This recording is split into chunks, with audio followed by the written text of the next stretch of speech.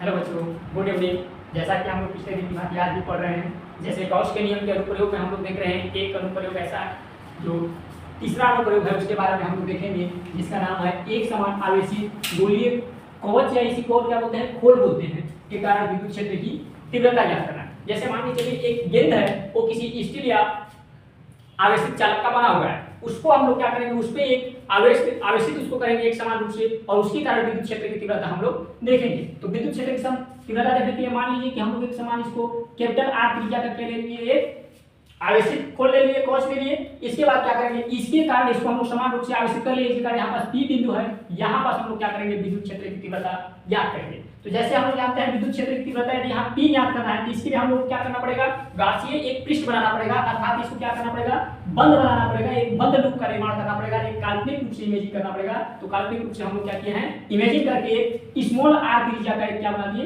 गासीय पृष्ठ बना दिए। गासीय पृष्ठ बनाने के बाद इसमें हम लोग एक चीज और नोटिस की, यहाँ पर विद्युत क्षेत्र की तीव्रता ई तो इधर है, इसके साथ में जो पृष्ठीय क्षेत्र का अभिलंब होगा उसके बीच दोनों का एक ही डायरेक्शन हो रहा है, इसलिए उनके बीच कोण कितना बन जाएगा, 0 डिग्री बन जाएगा। तो यहाँ पास कोण भी आप लोग शो कर सकते हैं। और ध्यान रहे यहाँ पास जो गोलीय कवच है उसके अंदर में आवेश नहीं हो, केवल क्या है, खोखला एक पृष्ठ है, उसके अंदर में कोई भी आवेश नहीं है, अर्थात ये भी बोल सकते हैं Q = 0।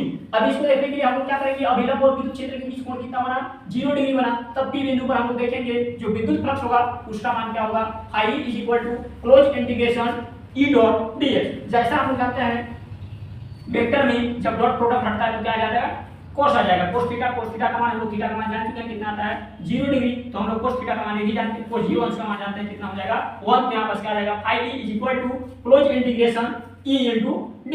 E यहाँ पास वर्णित ले लेंगे, कॉमन ले लेंगे, तो यहाँ पास क्या आ जाएगा, क्लोज इंटीग्रेशन ds, अर्थात गोले का पृष्ठीय क्षेत्रफल, गोले का पृष्ठीय क्षेत्रफल ऐसे करेगा, जो कि गोले का पृष्ठीय क्षेत्रफल कितना होता है, 4πr²।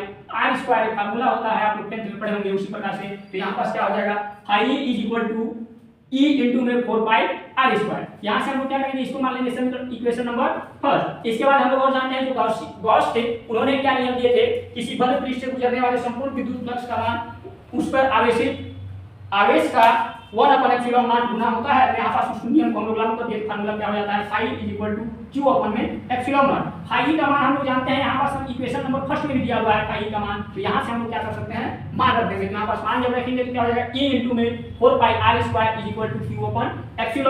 हमें याद करना है विद्युत क्षेत्र की तीव्रता। विद्युत क्षेत्र की तीव्रता यदि याद करना है, E बराबर क्या करना पड़ेगा, बाकी जो इधर 4πr² है इसको क्या करना पड़ेगा, पक्ष को चेंज करना पड़ेगा। पक्ष को चेंज करके क्या करना पड़ेगा, गुणे है उधर जाकर क्या हो जाएगा, भाग में हो जाएगा। इस प्रकार से और आगे देखेंगे तो क्या हो जाएगा, E 1/4πε0 Q/r²। इसी को हम लोग क्या लिख सकते हैं, वेक्टर के फॉर्म में लिख सकते हैं, E 1/4πε0 Q/r कैप लिख सकते हैं। अब इसमें देखेंगे तो 3 विशेष स्थितियां आएंगी, 3 केस बनेंगे। कौन कौन से, तो केस नंबर फर्स्ट यहाँ पास हो जाएगा जब विद्युत क्षेत्र की तीव्रता अर्थात P जो है ये बिंदु अगर कहीं जो गोलीय कवच है उससे बाहर है, अर्थात यहाँ पर जितना दूरी पर होगा यार, तो पहला स्थिति वही देखेंगे, जब बिंदु P गोलीय कवच के बाहर हो तब क्या हो जाएगा, वहां पास जो दूरी होगा वो तो सेम रहेगा जैसा वैसे E 1/4πε0 Q/r²। इसके बाद सेकंड स्थिति में देखेंगे जो P है यहाँ पर, उस बिंदु को हम लोग यहाँ कहीं ले लेंगे। तो यहाँ यदि देखेंगे तो यहाँ R कैपिटल R क्या हो जाएगा,